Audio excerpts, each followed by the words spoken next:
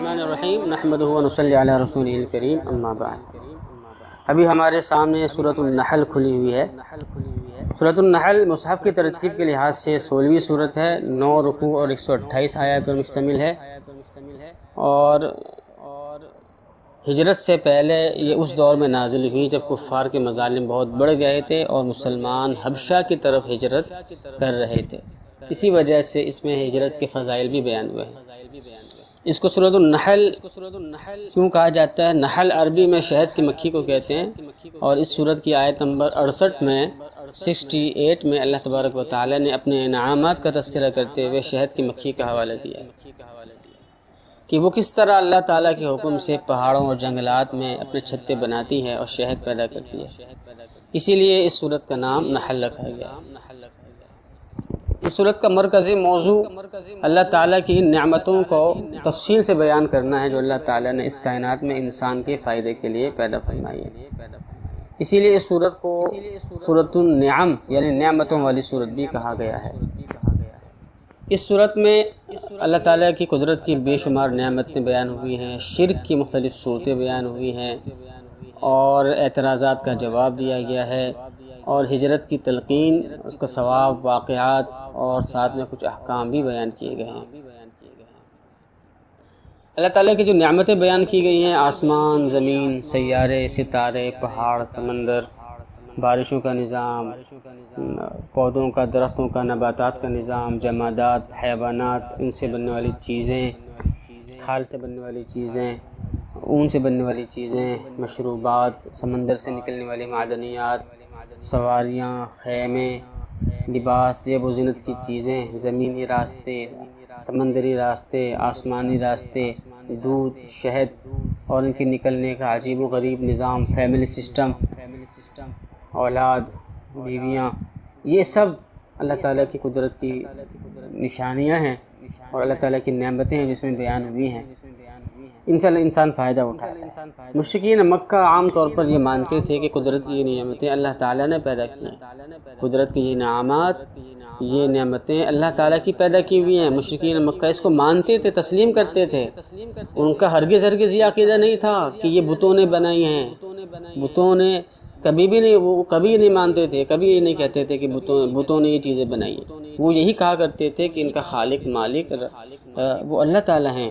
لیکن ساتھ میں وہی عقیدہ بھی رکھتے تھے کہ اللہ تعالیٰ کی خدائی میں خود اللہ تعالیٰ نے اپنے خدائی میں ان بتوں کو شریک کر لیا ہے۔ بتوں سے مراد یہ پتھر کے بے جان بت نہیں ہے، بلکہ ہر بت کسی اپنا بیک گراؤنڈ رکھتا تھا، بس اپنے پس منظر رکھتا تھا۔ کوئی اسماعیل علیہ السلام کے نام کا بت تھا، کوئی ابراہیم علیہ السلام کے نام کا بت تھا، کوئی ود، یغوث، یعوق، نصر کا، یعنی کہ بزرگ ہستیاں ان کے پیچھے تھیں، اور وہ کیونکہ وہ اللہ تعالیٰ کی نیک ہستیاں تھیں اس لیے ان کے نام کا بت بنا لیا، اور اس کو پھر وہ اللہ تعالیٰ کے سامنے اللہ تعالیٰ کے مقرب تھے۔ اس لیے وہ یہ کہا کرتے تھے کہ جس طریقے سے ایک بادشاہ ہوتا ہے، اس کے مقرب ہوتے ہیں، اس کے مصاحب ہوتے ہیں، اس کے قریبی وزیر، مشیر ہوتے ہیں، اور ان تک بات پہنچانے سے ہماری بات بن جاتی ہے، تو ان بتوں سے جو کہ حقیقت میں پتھر نہیں ہے بلکہ ان کے پیچھے وہ بزرگ ہستیاں ہیں، جب ہم ان کو پکارتے ہیں تو ہماری وہ پکار ان بزرگ ہستیوں تک جاتی ہے، اور وہ ہماری سفارش اللہ تعالیٰ کے دربار میں کرتے ہیں، اور اللہ تعالیٰ پھر اس طرح ہمارے مسائل حل کرتے ہیں۔ تو اللہ تعالیٰ نے ان تمام ان کی عقائد کا رد کر دیا ہے کہ ایسا کوئی سسٹم نہیں ہے۔ دنیا کے حالات کو دیکھتے ہوئے اللہ تعالیٰ کے یہاں کے اور آخرت کے اور اللہ تعالیٰ کے دربار کے حالات کو اس پر قیاس کرنا یہ بالکل درست نہیں ہے۔ اللہ تعالیٰ کو نہ کسی مشیر کی ضرورت ہے، نہ کسی وزیر کی ضرورت ہے۔ جتنے فرشتے ہیں اور نیک لوگ گزرے ہیں، سب کے سب اللہ کے نیک بندے گزرے ہیں، اور سب اللہ تعالیٰ کے غلام تھے، اور اللہ تعالیٰ کہ یہاں کا وہ سسٹم نہیں ہے جو یہاں کے بادشاہوں کا، یہاں کے وزراء کا اور صدور کا سسٹم ہوتا ہے، لہذا اس پر قیاس نہ کرو اور کبھی بھی شرک نہ کرو۔ اس کے علاوہ شرک کی جو صورتیں بتائی گئی ہیں، دیکھیں شرک کی کئی صورتیں ہوتی ہیں۔ ایک صورت تو یہ ہوتی ہے کہ یہ کہنا کہ اللہ تعالیٰ ایک نہیں بلکہ زیادہ ہیں، جیسے مجوسیوں کا عقیدہ ہے کہ وہ کہتے ہیں خدا دو ہیں، خیر کا دوسرا شر کا، دونوں میں لڑائی چلتی رہتی ہے اور آخر کار نیکی کا خدا جیت جائے گا۔ تو قرآن کریم کی اس سورۃ النحل میں اس پر بھی رد کر دیا گیا آیت نمبر 22 میں کہ لا تتخذوا الہین اثنین، کہ خدا ایک ہی ہے، خالق مالک ایک ہی ہے، ایک سے زیادہ نہیں ہے۔ اسی طریقے سے شرک کی ایک صورت یہ ہوتی ہے کہ یہ عقیدہ رکھنا کہ اللہ تعالیٰ نے انسانوں میں حلول کیا ہوا ہے، جس طریقے سے چینی پانی میں حل ہو جاتی ہے۔ تو جیسے کہ عیسائیوں کا عقیدہ تھا کہ اللہ تعالیٰ نے آسمان سے نزول فرمایا اور عیسیٰ علیہ السلام کی شخصیت میں حلول فرما گئے۔ تو سورہ انعام میں اس کے بارے میں گزر چکا ہے کہ یہ شرکی عقیدہ ہے اور یہ کفر ہے۔ اسی طریقے سے ایک شرک کی صورت یہ ہوتی ہے کہ یہ عقیدہ رکھنا کہ چند اکائیاں مل کر ایک خدا ہیں، جیسے مثلاً عیسائیوں کا عقیدہ ہے کہ اللہ تعالیٰ، جبرائیل اور عیسیٰ مل کر، یہ تینوں مل کر ایک خدا ہیں۔ ظاہر ہے یہ بھی شرک ہے، اور سورہ انعام میں اس کا بھی تذکرہ ہو چکا ہے۔ چوتھی صورت شرک کی یہ ہوتی ہے کہ یہ عقیدہ رکھنا کہ اللہ تعالیٰ کی بیٹے بیٹیاں ہیں، اولاد ہیں، یہ بھی صریح شرک ہے، اور اس سورۃ النحل کی آیت نمبر 57 اور 62 میں اس کی کھلے الفاظ میں تردید کی گئی ہے، اور اس کے علاوہ بھی قرآن کریم کی متعدد صورتوں میں اس پر واضح طور پر موقف موجود ہے کہ یہ بھی شرک ہے۔ اسی طریقے سے پانچویں صورت شرک کی یہ ہوتی ہے کہ کسی بھی بت یا کسی درخت، مقدس درخت یا کسی ستارے یا کسی شخصیت انسانوں میں سے، کسی مزار یا کسی بھی چیز کے حوالے سے یہ عقیدہ رکھنا کہ اللہ تعالیٰ نے ان سے خوش ہو کر انہیں اپنی عطا سے مستقل اختیارات دے رکھے ہیں، جیسے بادشاہ اپنے وزیر کو اختیارات منتقل کر دیتا ہے، جس کے بعد وزیر خود سے تمام کام بادشاہ سے پوچھے بغیر انجام دیتا ہے، اسے ہر بات کی اجازت لینے کی ضرورت نہیں پڑتی۔ یہ الگ بات ہے کہ بادشاہ کسی کام کو خصوصی حکم نامے سے منسوخ کر سکتا ہے یا رکوا سکتا ہے، لیکن ایسا کبھی کبھی ہوتا ہے۔ تو دیکھیں یہ جو عقیدہ ہے، جیسا ابھی پہلے بھی عرض کیا کہ یہ مشرکین مکہ کا یہی عقیدہ تھا، تو یہ بھی شرک ہے۔ اور ہندوؤں کا بھی یہی عقیدہ ہوتا ہے، ستارہ پرستوں کا بھی یہ عقیدہ ہوتا ہے، مشرکین مکہ کے عقائد بھی اسی طرح کے تھے۔ وہ خالق مالک ایک خدا کو مانتے تھے، خالق اللہ ہیں، مالک اللہ ہیں، اور پیدا اسی نے کیا ہے، لیکن ساتھ ساتھ یہ عقیدہ بھی رکھتے تھے کہ خود اللہ تعالیٰ نے بتوں کو اور ان بزرگ شخصیات کو یہ مستقل اختیارات دے رکھے ہیں، اور اس کے بعد وہ ان کے نام کے زکوٰۃ نکالتے تھے، ان کے نام کی قربانی چڑھاوے چڑھا دیتے، نذر و نیاز ان کے نام کی کرتے تھے، یہ سب وہ سب کچھ ان کے لیے کرتے تھے۔ تو آیت نمبر 21، آیت نمبر 74، آیت نمبر 56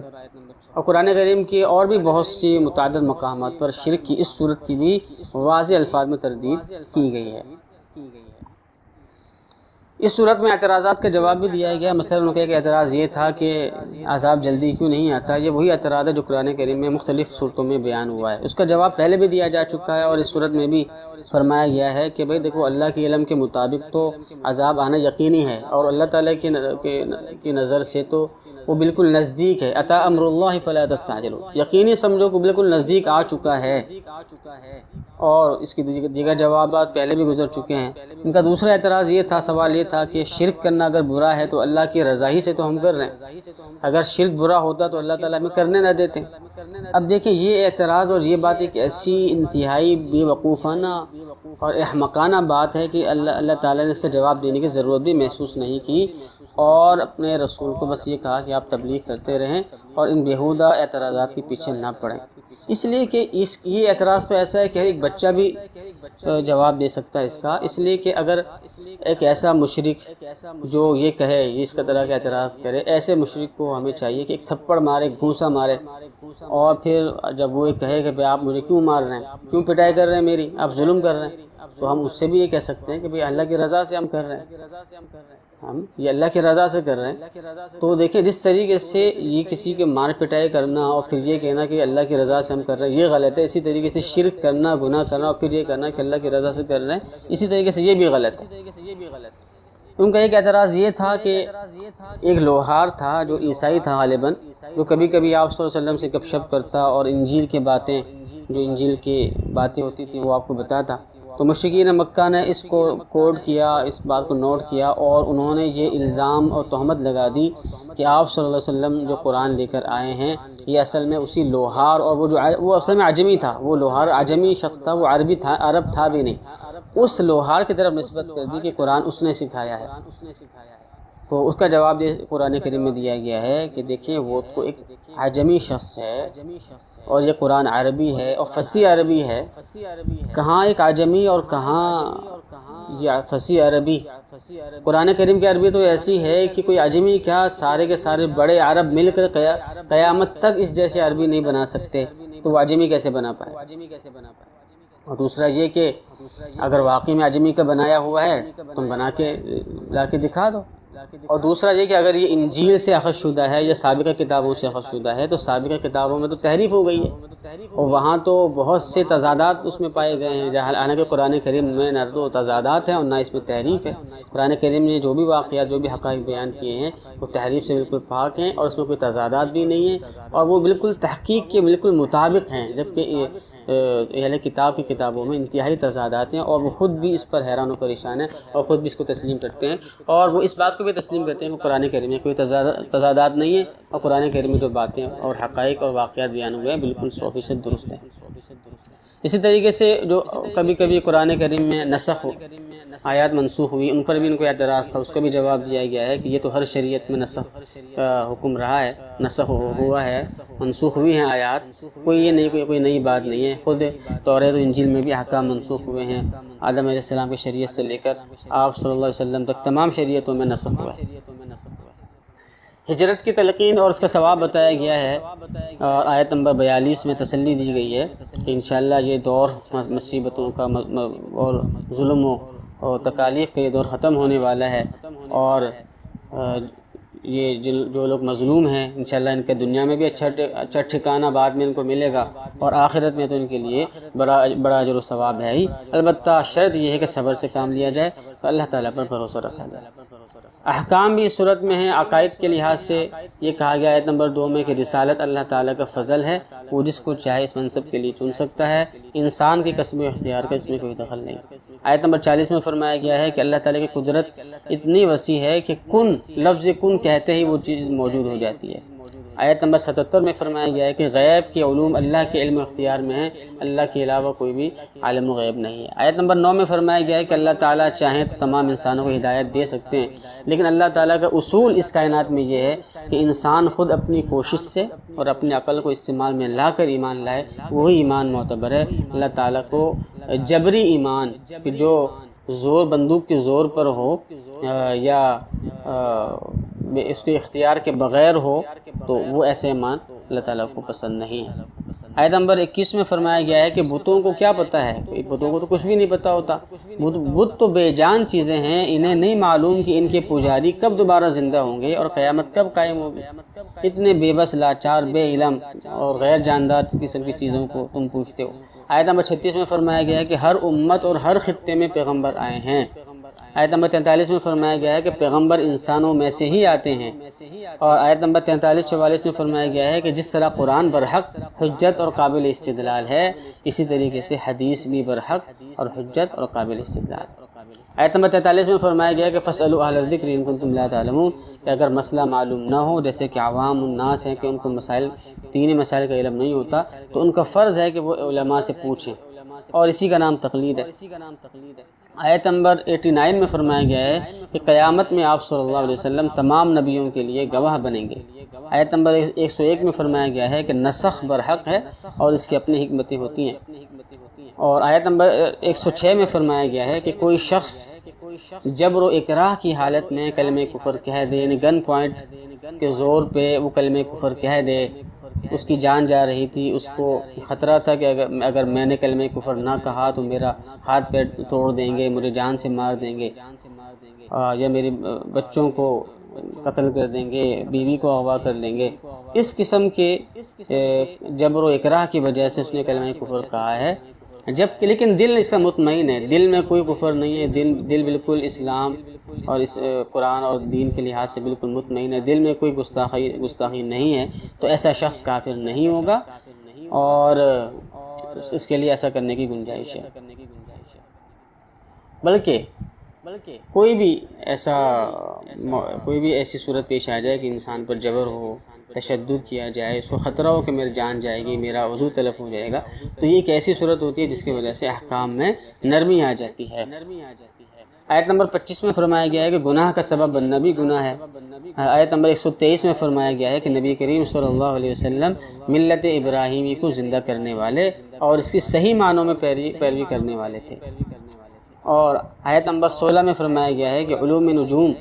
دیکھیں علوم نجوم سیکھنا منع ہے، لیکن آیت نمبر 116 میں فرمایا گیا ہے کہ ستاروں کا اور نجوم کا اتنا علم جس سے اندھیرے میں راستوں کی پہچان ہو جایا کرے، اتنا علم درست ہے۔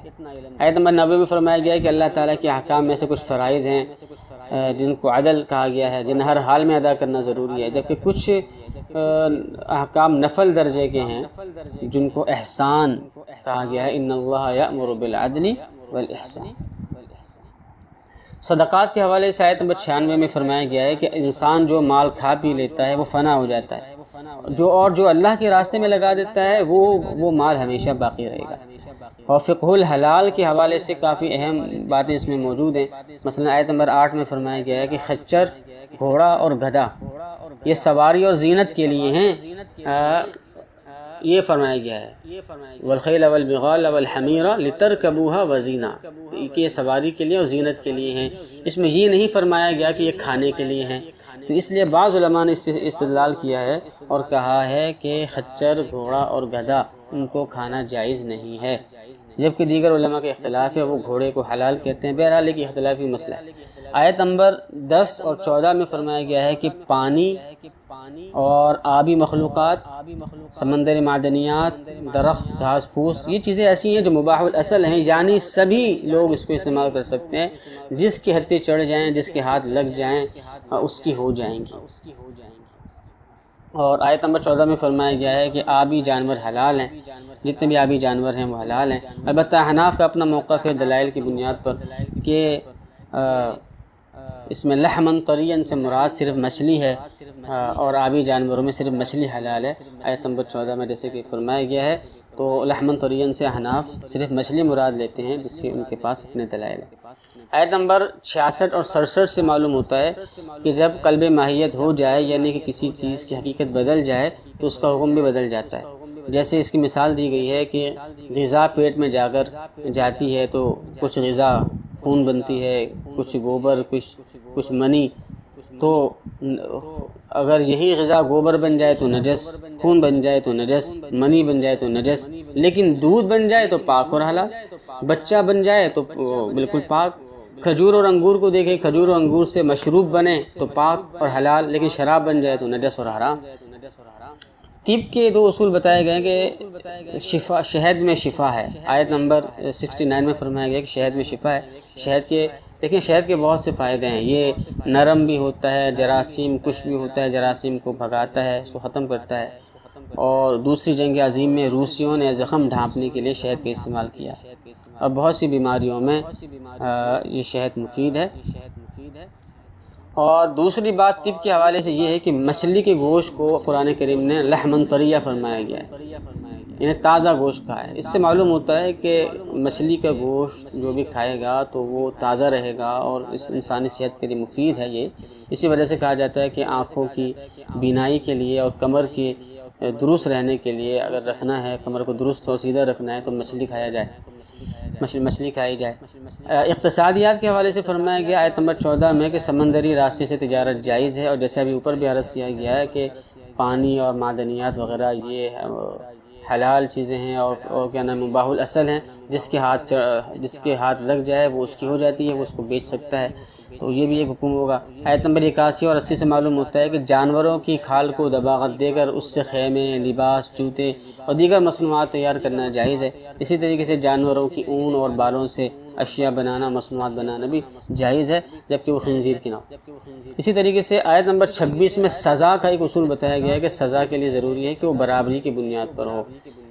زیادتی جائز نہیں ہے۔ اخلاقیات اور آداب بھی اس میں موجود ہیں۔ آیت نمبر 98 میں فرمایا گیا کہ تلاوت قرآن اور کسی بھی نیک کام سے انسان کو دور رکھنے کے لیے شیطان بہت کوشش کرتا ہے، اس لیے جب بھی نیکی کا کام شروع کرے تو انسان کو تعوذ پڑھ لینی چاہیے، بسم اللہ پڑھ لینی چاہیے، تاکہ شیطان کے وسوسے سے اور شیطان کی شر سے انسان محفوظ ہو جائے۔ آیت نمبر 97 میں فرمایا گیا ہے کہ مرد ہو یا عورت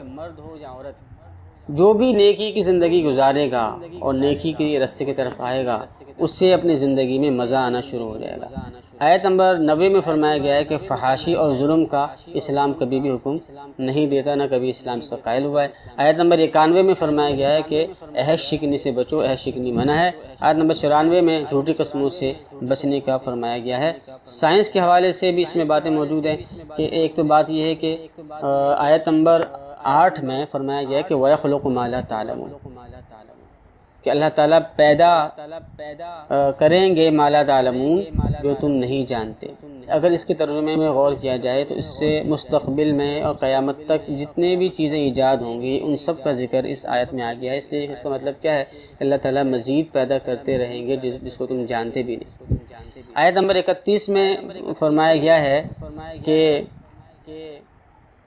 یہ پہاڑ ہم نے اس لیے رکھے ہیں تاکہ زمین میں زلزلے وغیرہ نہ آئیں۔ دیکھیں زمین کے اوپر کی تہہ جس پر ہم رہتے ہیں یہ بہت نازک ہے، اور علم ارضیات کے ماہرین کے مطابق اس کے کانپنے کے اور اس میں زلزلے کے مواقع بہت زیادہ ہیں، لیکن پہاڑوں کی وجہ سے یہ زلزلے نہیں آتے۔ دیکھیں قرآن کریم میں جو بات کہی تھی وہ سائنس تسلیم کر رہی ہے۔ اسی طریقے سے شہد کی مکھیاں، شہد کی مادہ مکھیاں، ان کے حوالے سے قرآن کریم نے فرمایا کہ کلی کے الفاظ فرمائے گئے ہیں اور وسلوکی کے الفاظ فرمائے گئے ہیں، یعنی کہ مؤنث کے الفاظ فرمائے گئے ہیں، اور یہ فرمایا گیا ہے کہ شہد پیٹ سے نکلتا ہے۔ تو یہ سارے ایسے حقائق ہیں جو سائنسی حقائق ہے، سائنس تسلیم کرتی ہے۔ سائنس یہ کہتی ہے کہ شہد کی جو مادہ مکھیاں ہیں وہی پھولوں اور پھلوں سے رس چوستی ہیں اور اپنے اندر اپنے پیٹ میں شہد میں تبدیل کر دیتی ہیں، پھر موم سے بنے خانوں میں جمع کر دیتی ہیں۔ تو آج سے صرف چند صدیوں پہلے انسان کو یہ معلوم ہوا ہے کہ شہد کی مکھی کا جو شہد ہے وہ پیٹ سے نکلتا ہے۔ قرآن کریم نے صدیوں پہلے یہ بات کہہ دی ہے، اور یہ عمل مادہ مکھیاں کرتی ہیں، قرآن نے یہ بات بھی بہت پہلے کر دی تھی۔ دعا ہے کہ اللہ تبارک و تعالیٰ قرآن کریم کی حقانیت کو تسلیم کرنے کی توفیق عطا فرمائے اور اس پر عمل کرنے کی توفیق عطا فرمائے، اور اس کے علوم کو دنیا بھر میں پھیلانے کی توفیق عطا فرمائے، اور اس کے لیے ہمیں ہمارے نسلوں کو قبول فرمائے، ہم سب کا خاتمہ ایمان پر فرمائے، ہم سب کو اخلاص عطا فرمائے۔ وآخر دعوانا الحمدللہ رب العالمین۔